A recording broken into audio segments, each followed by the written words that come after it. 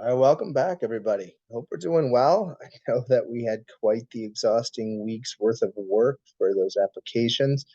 Looks like several of you have already started getting those in. I've had a bunch of emails asking about it. So, as I'm recording this here, sort of hopeful that we're on the right track. Obviously, if you're watching this right as it was posted, there's still a few days left before it's due. But I know that what we had do this past week was one of the biggest things that we kind of had to work on so far this semester. And honestly, it's a big thing in terms of progress with where we're going with research, being able to take some of those articles that you have and really try to compile an idea of what you might be doing for that project this semester and potentially for that senior thesis.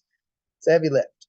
So what we're going to do this week is sort of continue down the path that we started with those proposals, but it's going to be a lessened requirement this week just to kind of let everybody settle in and think some ideas, see if what they were planning on doing works, and take care of another big thing that is a component of getting yourself ready for those senior theses, something that's actually mentioned in the project proposals on the Cal State East Bay website that I'm guessing some of you came across as you were going through the details of what you needed for those research applications.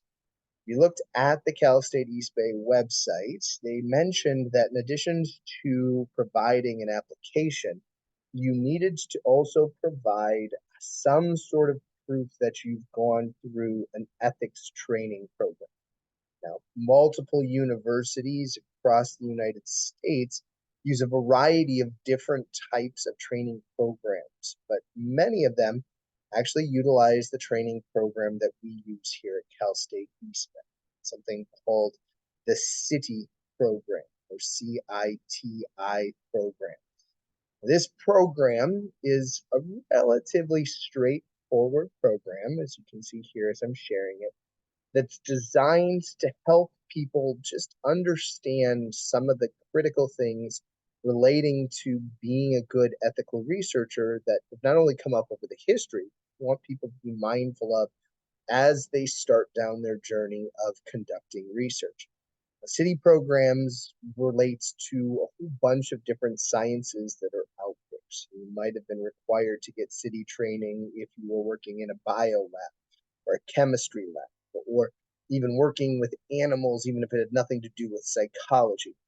If you've had exposure to this, you've probably seen that with each different type of training that's out there, what they do is provide you with a background on terms and concepts that you need to know, and then also sort of a framework of what you should be thinking of and considering as you're starting your study.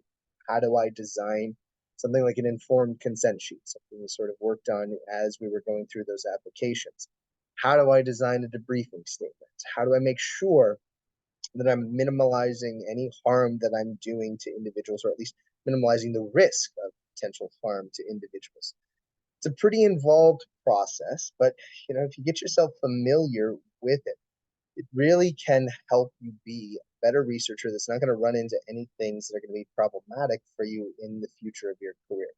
That's why when you're about to conduct research at Cal State East Bay in any department, but primarily the psychology department we're going to be focusing on today, there is an insistence that you have a certain level of CITI program training. Now, great thing with this is if you've done this in past class, like a methods class with me or somebody else, what you've done carries over for several years. Haven't? Now, this is a really neat thing to get yourself familiarized with and something that you might want to revisit every year or so when you're doing research, just to make sure that you're up to date on all the requirements and you've considered all the things that are important as you're planning whatever new endeavor you're starting to get into. We're going to assume in this video that all of you are starting from the beginning, have not had any CITI program training, and therefore need to register and select the right program so you can actually participate in these things. What I'm going to do is try to show you how to do this. Problem is that I have unfortunately registered for the CITI program many times, so being able to register successfully doesn't quite work for me, but we'll give it a shot. So let's go here to the CITI program. We're going to click on the link that's actually provided. I'll go back just so you can see it. It's provided on the Cal State East Bay's website. There's a couple different ways to get it, but so you can either go to this website or this link right here, and all of them bring you to this CITI program website where you can get started on training for these different courses. So if you look at it, I would probably suggest links following the directions that are linked here. So it says go to CITI's website, and if you've already registered, or if you haven't, which I'm guessing most of you haven't, you're going to click on that register topic. Now, it's also, which is great here on this website, walks you through some critical things that you need to indicate. One, you need to indicate that you're a Cal State East Bay student. Two, that you need to use an institutional email address to create an account, which is again where we're going to have a problem as we progress. And three, what types of research training programs you're going to sign up for. Because as you get yourself registered, you're going to see that there's a bunch of different options that you have the ability to sign up for because of you being a Cal State East Bay student. But the one that you are going to be taking the training for is this one, social and behavioral research one. Again, I'm going to try to get us to this component where you sign up for the basic human subject, social and behavioral focus one. But again, I don't know if I'm going to actually be able to get there. So please do, as you're watching this video, take note of the link. I'll also provide this link for the class so you can get to it. If you scroll down, you can see exactly which programs you're supposed to click on when you go to this website. So let's go to it. Again, we're going to click on the register button. Once you click on that register button, you're going to select your organization. Type in East Bay, Cal State University East Bay pops up. You saw as I quickly clicked on that, there's hundreds of different schools that utilize this. I'm going to click on the I agree to the terms and services. So I can do this. And I'm going to affirm that I'm an affiliate of Cal State East Bay. This is where we might start running into problems. So you can enter in your email address, you're going to enter in your information, and this is where I will have a problem. So,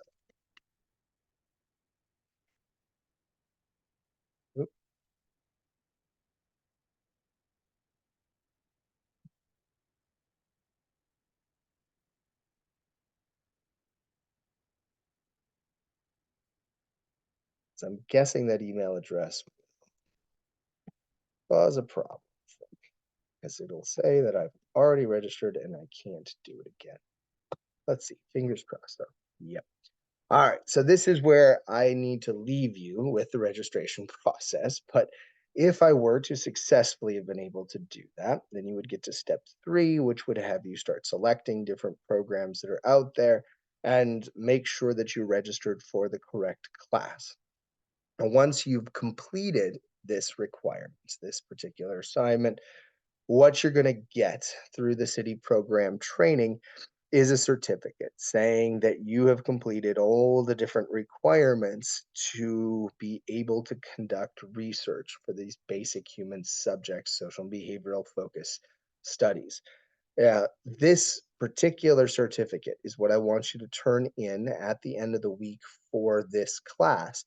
The nice thing is, as I said before, once you've done this, it's actually the exact same certificate that you need to submit to Cal State East Bay when you start running your research, not this year, because we're not going to be officially applying to Cal State East Bay, as we've mentioned before, but next year when you start working on those senior theses. So if you can, make sure as you're going through this training program, you take your time, you follow the instructions, you make sure that you're answering all the questions, that you understand everything that they're talking about.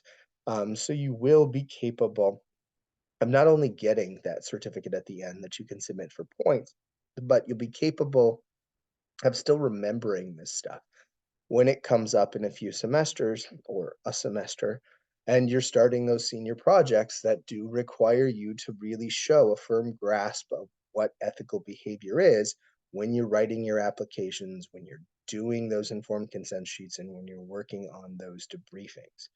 Now, the only thing I'm asking you to do for this class is just this one thing. If, however, you're working with animals in your studies or you've got a plan to do this, there's also the potential that you could do this other one just to knock that out before you get into a lab and start working on those things. Not requiring it for this class because I know the vast majority of you will not be doing animal research. But there is an option to do that if you are planning on doing that type of research in the future. If this is a little too much to understand as to what to do or how to go on these things, and again, how city research is, city training is tied to your research, reach out to me. I'm happy to kind of break this down and clarify what it exactly entails. I'm also happy to maybe have a Zoom meeting with you and you can share your screen and I can help you with the registration process because as we saw, not able to register myself again because I already have an account. But it's a fairly straightforward registration process, especially with this step-by-step process here provided by the school. So hopefully it works out well, and hopefully there's nothing that's kind of too intimidating. So we can get through this. We can only do a few hours of work this week instead of the daunting task that you probably had to do this previous week. And we can sort of have everything settled so we can really start moving on to what it means to analyze data and what data we can use and all the other stuff that's coming up in future weeks. That it's back to some pretty heavy lifting and some pretty heavy thinking. But for now, I'm going to bid you adieu. Hope all's well, and I hope you all be back next week as we go over the next set of material. Take care, everybody.